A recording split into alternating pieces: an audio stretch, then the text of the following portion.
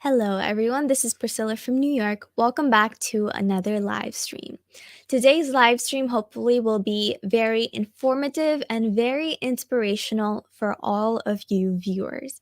Today, we have some very special guests with us. These are wonderful people who contribute back to their community. With their own money, with their own time, and their own resources, they are giving out community fridges to those in need to take food for free, no cost. When we think of America, we think that it is this luxurious place full of perfection. There are no imperfections. What imperfections could there possibly be? But the reality is, there are a lot of people struggling.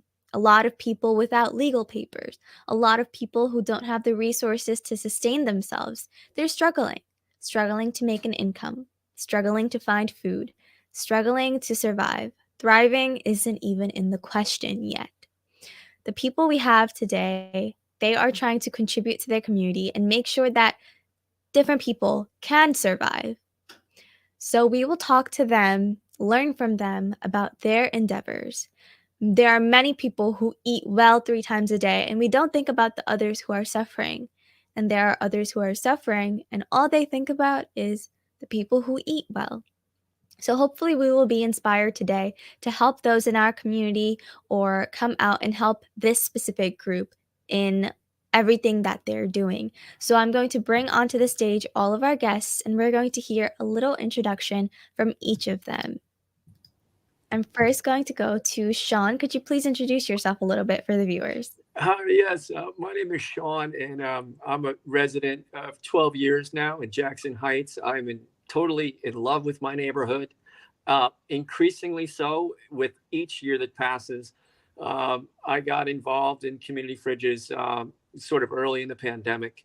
Um, I'm, I teach creative writing. That's my background, and I also do real estate in the city. And I'm just so happy to join all of you and to talk about the world of community fridges, in particular the Elmhurst community fridge that we're all involved with.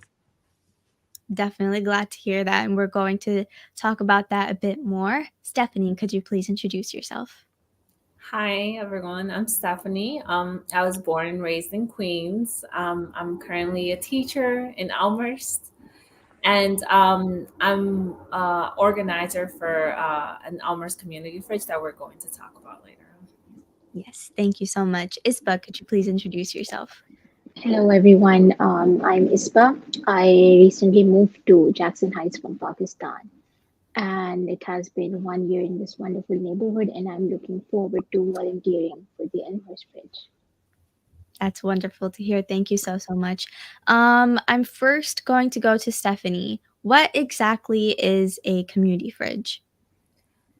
So what I've experienced since I'm also new. I'm one of the organizers, and we actually got inspired from other community fridges. I've seen that a community fridge is a place where neighbors can place donations of foods they might not need necessarily. Like we all have extra food in our pantry that sometimes we just don't use or get to use ever. So they could place it down there.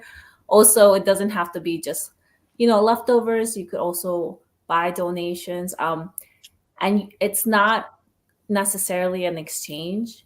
You take what you want, you leave what you don't need, and it's free of cost. Thank you so, so much. So I'm going to go to Shawn next. Why has there been an increase in community fridges throughout New York City? Well, they've been, it really started with the pandemic, and that really spurred on the need for it, just because so many people were suffering on kind of all fronts, Mm-hmm. whether it was being taken out of their job immediately. Certain sectors, as some of us have experienced, are more hurt by it than others. Restaurant workers, childcare workers, day laborers, and then it just goes on and on. So, that's really been what has been taking place ever since, and it's still very much so in motion, and in some ways it's actually getting worse. I just was I was just at the fridge the other day, and someone was explaining to me that they're in arrears with their rent. And so if you have to make a choice about expenditures, most people are going to, they're going to think only about 3 or 4 hours ahead, and they're going to first try to figure out the food. And then, and then try to figure out, rent or these other pressing financial issues. So that's really, really spurred on the need originally. I would say the lens through which I got to see all this was by volunteering with an assemblywoman in New York State, Catalina Cruz, who's she's located in Corona, so it borders right here on Elmhurst and Jackson Heights. And in June of 2020, she had this amazing system where basically her office, her political office became a food depot every Wednesday. Mhm. And I was introduced to that by reading the New York Times one day early in June of 2020, and was astonished to see an article in the Times that had a photo of the back of her office. And it said under the photo that sometimes the line for food could be 7 blocks long. And this was a whole world I was not aware of. And I thought, oh my God, that's so close. I'm going to ride my bike over there and just see what's up. So I arrived and I said, you need volunteers? And they said, yeah, can you start tomorrow? And so every Wednesday I worked with roughly like 5 people on that office floor. And we put out pretty much 2,000 prepared meals within 2 hours. That was our average. Now, there might have been some days it might have straggled a little bit, and we might have had some of those prepared meals maybe that went in 3 or 4 hours, but almost all of them were gone within a 2-hour period. And simultaneous to that, there was a huge food depot warehouse in Brooklyn called World Kitchen, and they've been a really great charitable organization worldwide for a long time in such situations like we've been in. And so simultaneous to those prepared meals, a whole truck would show up with 6 pallets of foot by foot cardboard boxes of vegetables and some fruit. And those also got passed out, and they were gone. The whole truck was gone, before 3 o'clock every day on Wednesdays. So that was my introduction to the issue of hunger here in this area. And one day somebody walked into the office. He knew everybody in the office. I haven't been there for, but maybe 3 or 4 months at this point. It's maybe late July of 2020. And we're still in the throes of kind of like the densest part of the pandemic. And this person comes in. He's got a bike hat. He's all sweaty. He's obviously just gotten off a bike. And he says, I'm just going to take some of these prepared meals over to the community fridge on Corona Avenue. And I'd never heard the term. So I walked up to him and I said, what's a community fridge? He goes, oh, you don't know? And so, like Stephanie explained, it's a place where it's a fridge that's anybody can go and take the food that they want. Anybody can go and donate it. It's that kind of basis. And so that's what got me into the community fridge world. And so it's been really a consistent need, and the community fridge world has expanded since the time that I'm like looking back on. So there's always been a real need. And actually I feel just and I'd love to know what Stephanie and ISBA have seen too, but the real evidence is when you do a drop. So when you bring food to a community fridge, I have seen more need, and this is kind of really profound. I've seen more need in the last 6 months than I had back in June and July of 2020, which is really incredible. So what do I mean by that? I mean, sometimes I'd show up and there's nobody there. And so I just drop my food off and I leave. Mhm. And then sometimes there might be a person there and you ask them, oh, would you like some of the stuff in my bag? Otherwise, I'll put what you don't want in the fridge or the dry goods shelf. Those numbers have increased. So it hasn't been out of the ordinary where I arrive and there's 2 or 3 people kind of waiting. Mm-hmm. And I just saw it the other night in Brooklyn, too, at a community fridge. So it's that kind of activity that's increased. And so the need has increased, too, with community fridges citywide. Thank you so much for sharing that. And I'm going to kind of build off of that and go to ISBA. So I believe you just recently joined this organization. So why did you join and what have you seen so far? I have been donating regularly for the Jackson Heights community fridge. I'm not a part of that, not a volunteer for that, but I've been going and visiting it on my own. And then I recently found out about the Elmhurst fridge as well, and I thought it would be nice to volunteer for it. And when I was donating for the Jackson Heights fridge, I realized that there was a huge need for it. So it would be nice to extend that. Um, you know to extend to the other neighborhood as well. So that's why I joined it. Yeah. Thank you so much for sharing that with us. So if I wanted to bring food to a community fridge, what would be the best types of foods to bring? I'm going to go to Stephanie. Well, some fridges have different, I guess, needs, for example. Mhm. And I think as we've grown with the fridge, we've realized a lot of our neighbors like things like dairy. They like bread, dry goods for the pantry. That goes very quickly. Um, I did see that some fridges were having issues with meat. Like, for example, the meat would go bad because no one takes it, or it's just scary to bring meat because we don't know the expiration date Mhm. or when it was really packaged, if it's gone bad or not. So I would say that they mostly accept pantry items, bread, fruits, and vegetables are huge. And meats, at least for Almers and then Corona when it was running, we would ask our donations not to be meat just because we don't want to get anyone sick. That is good to know. Thank you. And I'm going to go to Shawn next. So we heard about meat, but are there any other foods that we shouldn't bring to a community fridge? Each one citywide is a little bit different, just like what Stephanie just said. So it's if you can get educated about that one that's local to you, Mm-hmm. one of the things you'll discover is they may have a wish list and they also may have things that they don't want.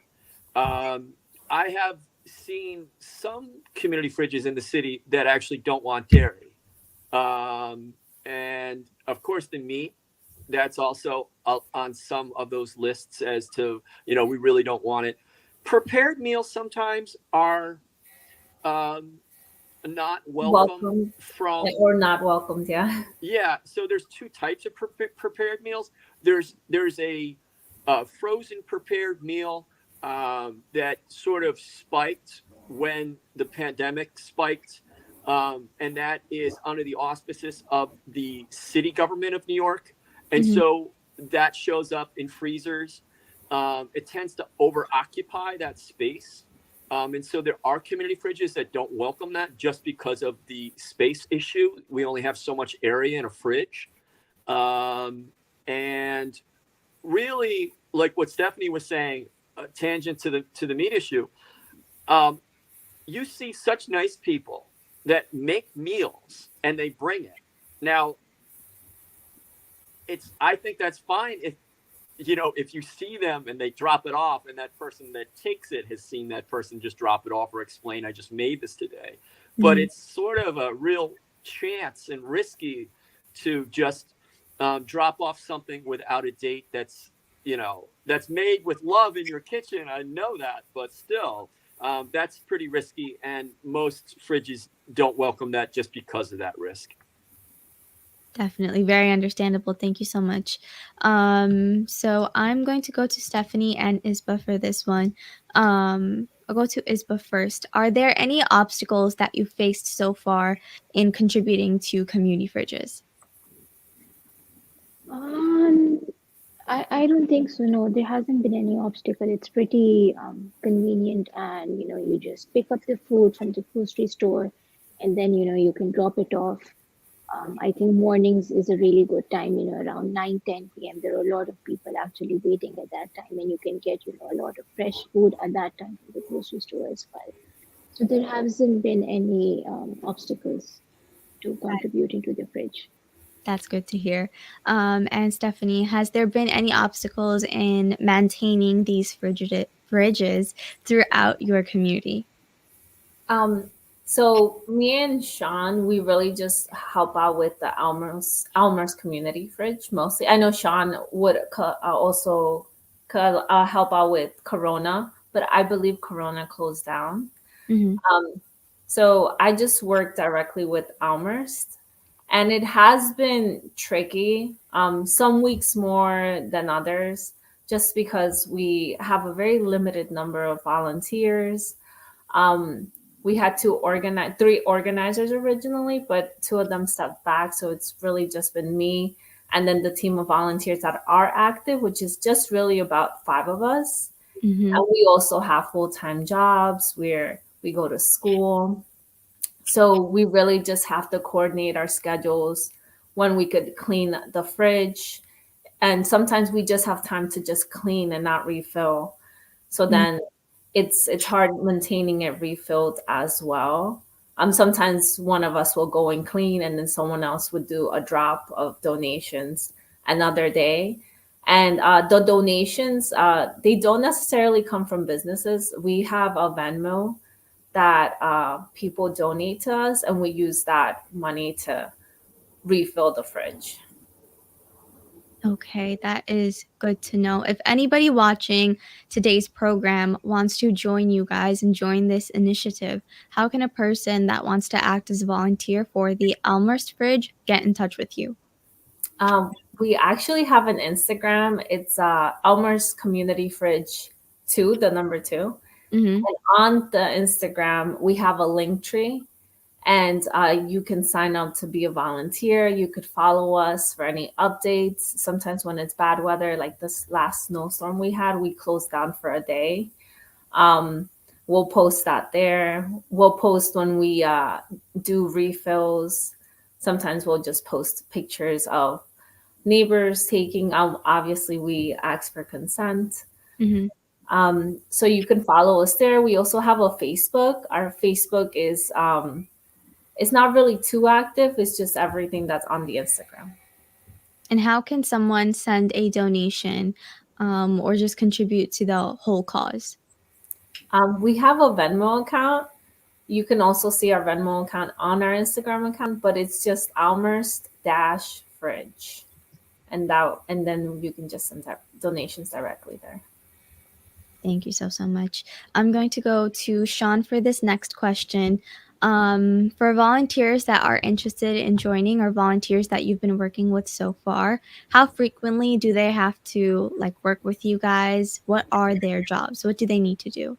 That's a great question. So yeah, so there's a few different types of jobs.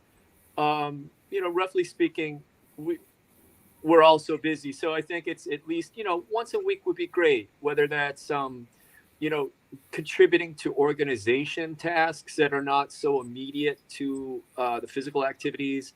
Obviously dropping off food, whether it's as an individual or you're as a volunteer, um, made to go to a restaurant that's also going to contribute to the fridge. Mm-hmm. So restaurants and bakeries, grocery stores, they're also big contributors to the community fridge world here in New York City. And it's just wonderful because it really pulls in the community. So you have, established businesses supporting the community fridges and an array of individuals. Some of the other jobs, and Stephanie had mentioned it, is cleaning the fridge. We want a nice clean fridge because it's it's a point of pride. You don't want to have a dirty fridge, and people when they're hungry, that's kind of a rough place to be to begin with, and we don't need to add any kind of discouragement with a dirty fridge for sure. So that would be another volunteer thing. Picking up food, obviously, helping, scheduling, um, and then outreach events are, more than one individual putting those together. And when it comes to community, um, it's a great thing for a community fridge to sponsor an event. Maybe it's something that's right there at the fridge, and there's maybe prepared food being done, and it's really a way to get exposure. So that takes man hours and time and effort. So that's yet another category of what a community fridge could require. So there's quite a bit of things to do and all the time. And really, the goal of all community fridges is never to have a day in the week where there's not consistently food in that fridge. And that's what we're struggling with. Stephanie had talked a little bit about that. And so once again, it's kind of a point of pride. We don't want to just help people. We want to help them consistently. And so when they show up and it's 34 degrees and they're really hungry and they open that door, the worst thing that could happen is it's empty. And they look at the dry goods shelf, and there's always a dry goods shelf beside the community fridge. And if that's empty, that's not really what we're here for. We're here for it to be full all the time, or at least something there to take home. So, that's a lot of work and a lot of commitment. And so that's what we need. We need volunteers more than we need funding at this point. It's kind of a cart before the horse situation. And really, that's where we know right now where our interest is. Getting somebody that's diligent, that's excited. You meet the nicest people doing this. You really do. Inspiring. I have met people I know right now I'll never forget. Just really beautiful people. I met a woman, this was a while ago, and I was just chatting with her, and I had given her a couple of bags of food and just getting to know her. And I said, "Oh, so do you live in the neighborhood?" And she said, "Yes." And I said, and she said, "I live on such and such a street. I have 13 people in my family. We're extremely poor. And I want to tell you, we really appreciate this fridge. We really depend on it." So it's those experiences that inspire you to want to continue the effort. That is really, really good to hear, especially that little part at the end. And I want to go to ISBA with this question to kind of just like build off of what Shawn said. Let's say a student wants to volunteer, but they're not able to give as many hours. Do you have any advice on how they can like balance everything? I think they can just, I'm sure everybody can take out, at least 15, 20 minutes once a week, and, when you go grab your own milk, you can, get one more box of milk and just drop it off at the fridge. So it doesn't take a lot of time. You don't have to be officially a part of the volunteer team. You can, once a week or twice a week, just when you're picking up stuff for your own self, you can, get double of that and just drop it off at the fridge. So I think you just need to, make that effort. It doesn't require a lot of time. Definitely. Thank you so much for your response. Shawn kind of mentioned this at the end, but I want to take this question to all of you. How do you feel when you see a group of people or a couple of people waiting for you to make that drop off or fill that fridge? And how do you feel when you actually see that you're making someone smile or making someone help their family because of this fridge and the food in the fridge? I'm first going to go to Stephanie. Well, Shawn said that sometimes like the flow of food is inconsistent. So sometimes I feel bad because I'm not there to consistently, or we're not there to consistently refill the fridge, or like it doesn't have to be all day, but on a daily basis. So I Mhm. feel bad because the fridge has been empty for maybe like 2 days, and they're there waiting because I am here to refill. And it's not, we don't have a schedule where we refill. It's like whenever we can. So it it feels bad because they're there waiting, but it's nice to see that the fridge is being used, that it's useful to the community. And it's not always just people waiting. Sometimes when I stop by, um, for like 15 to 20 minutes to clean up, people do drop off on their own account there, and you have like all kinds of people dropping off. Mhm. Kids drop off, like Isba said, they drop off little stuff, like maybe like a box of cereal, and it's so cute. They're like 15, they're like sometimes like 10-year-olds with their parents. It's adorable. That's really wonderful to hear. I'm going to take that same question to Shawn. Yeah, I really love it. I feel like it's an opportunity when you get to meet those people that are waiting, like Stephanie said. And I don't really chat too much. I just want to make sure. So this is what happens consistently. I'll show up with a couple of bags of mostly vegetables and other stuff. And when it gets cold, I really love to get you know oatmeal in there for a hot breakfast. Um, so I'll show up and I'll have a couple of bags. And I know usually this is the way it usually works. I'll take out, say, like some garlic, and I'll say, "Would you like some garlic?" And they'll say, "Yes." And then I'll take out another item, maybe a plantain or an apple or whatever it might be. And if I get three yeses, then I say, "Okay, would you like to take this bag? And if there's anything in it that you don't want, you can put that in the fridge or the dry goods." Um, not that long ago, I had four people that were waiting there, four different parties, I should say. There was like a family. It was a mom with two daughters. Um, there was single people. So there was four different groups. Um, and that was very satisfying. It really makes my day when that happens, and you make that connection, and your sense of community grows. Um, you're not just an individual in those moments; you're a part of a community. And to me, happiness comes from helping others, really. So you meet such wonderful people when you're at the fridge, and you can converse sometimes. But usually, I just like to drop the food off. If they want to have a conversation, I love to do that. But yeah, that's my sort of modus operandi, to just drop it off. That's very, very nice to hear. Isba, do you have anything to add? Um, I'm just going to say that it's a great reminder that, to share our blessings with everybody around us.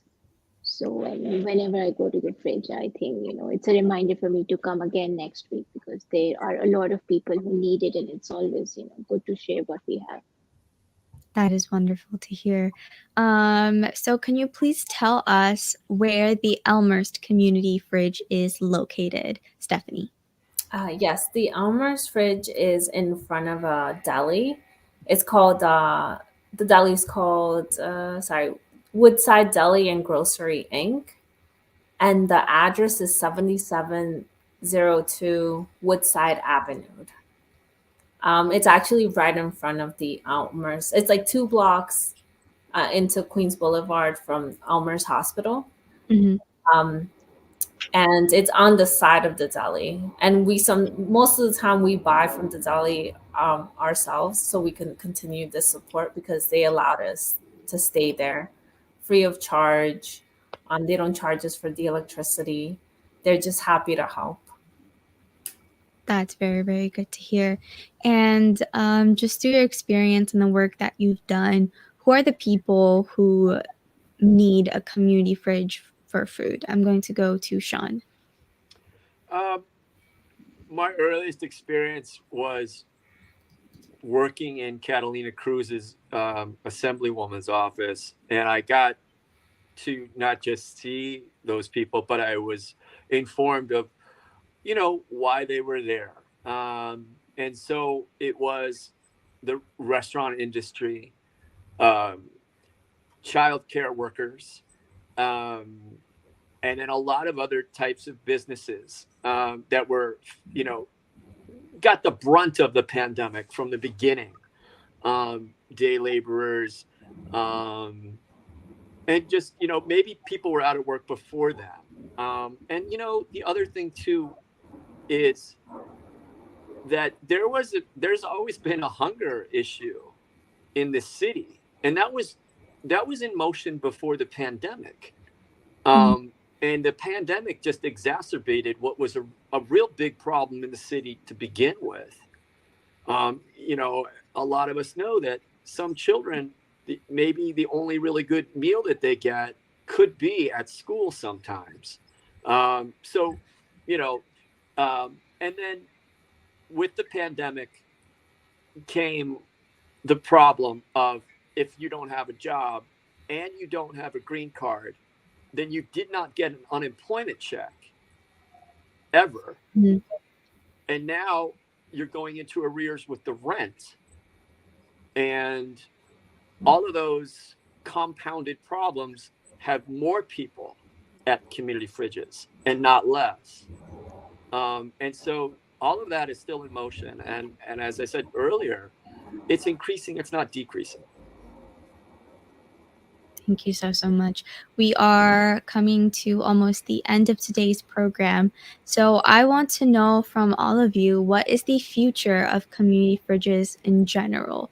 Um, I'm first going to go to Stephanie. Well, I just wanted to add on to what Shawn said. Mhm. In New York City, as well as other congested cities, we've seen community fridges popping up. And it has to do a lot of with hunger way before the pandemic came, hardships we go through, especially in congested cities, like inflated cost of apartments, clothing, food, healthy food. And I just see community fridges as a band-aid to the issue. I'm hoping that there will come a more permanent solution. But for now, I think the community fridges might stay just as a form to alleviate the neighbors that might need it. Thank you so much for your wonderful response. I'm going to take that same question to ISBA. I agree with Stephanie that it is only a band-aid, but until we have a more permanent form of solution, this is an absolute necessity in the moment, and I think it will just grow in the future. Thank you so much. And Shawn, do you have anything to add? Yeah, I think it's definitely a band-aid, as Stephanie said, and hopefully it can be a really strong and good one, as we go into the future. And I think that we are all learning from one another. As a matter of fact, when we compare notes from community fridge to community fridge, and um, I think it's evolving. There's two things kind of happening at once. Um, the way that community fridges are growing and becoming stronger is happening. And also, what's simultaneous is there's a lot of burnout. If you've been going and volunteering consistently for 6, 9, 10, 18 months, that's a huge commitment and an incredible effort. And so those people are burned out. And so it does take more and more people to support these community fridges. But I will say that I feel the future of community fridges, um, it can be very good too, because also what's possible is that in some respects you have farms that are upstate New York that have decided, you know what, you're going to get X amount of our vegetables and we're going to make sure it gets straight to you. And so there's some of that that's happening now in the city, and that wasn't the case a year ago, and now it's happening with increasing community fridges in the city, um, and it's things like that that give me hope that we can continue our our role here as community fridges, and the idea of like what can you learn from networking and how do we do that better as a community fridge, that is also evolving as well.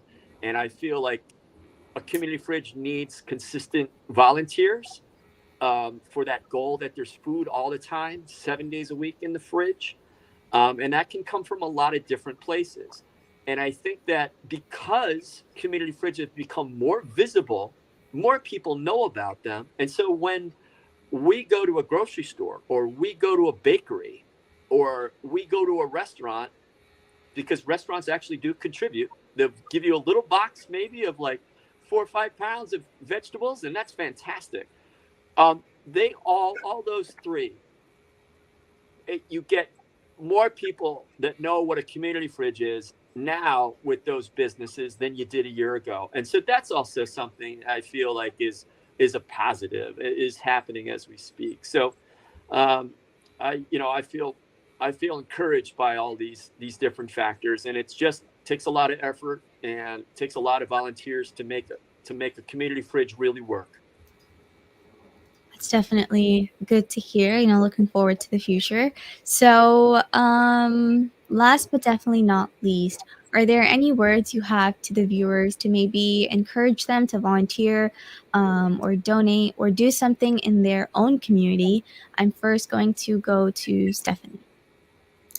Um, so there is something I would like to say. There's nothing too small that you can do to help out your community.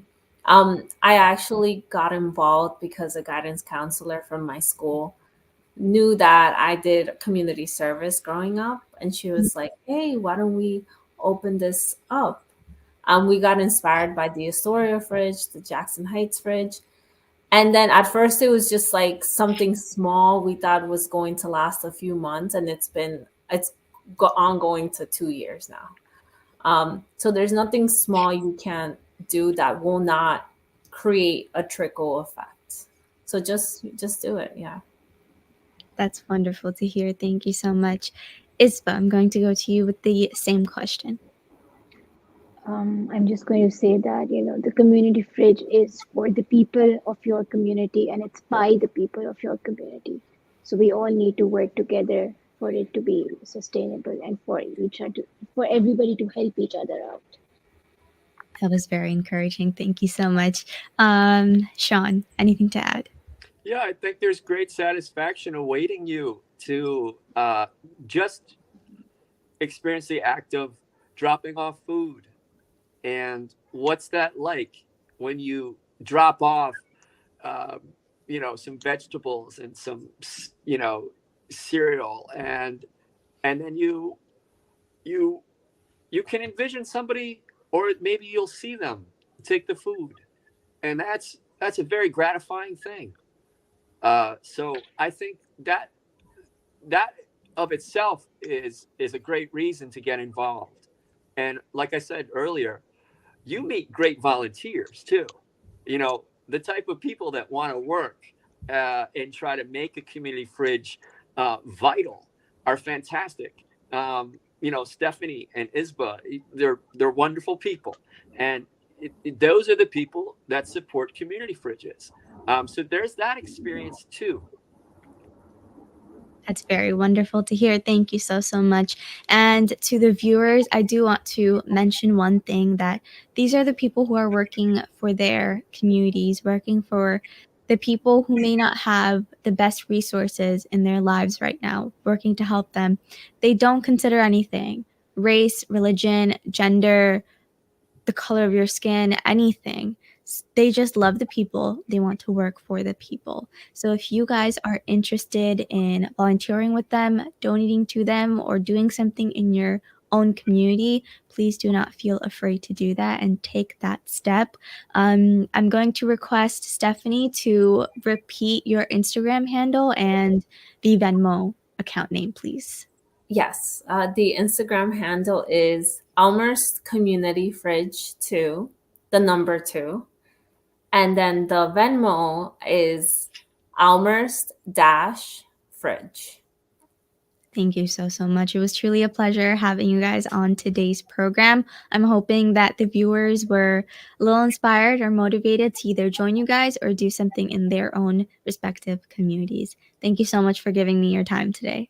Thank you. Thank you, Thank Priscilla. you. Have a good night. Have a Thank good you. You too. Bye. A big thank you to all of the viewers. If you didn't share this program already, I'm requesting that you please do share it. And remember, a small act can always make a very, very big difference. So no matter what you do, there will be a big impact. You might think that what you're doing is small, but it can actually be very big. It can create a huge impact on the person you're helping. Thank you so much for joining us on today's program. I definitely hope to see you all next week. You guys take care of yourselves. Bye.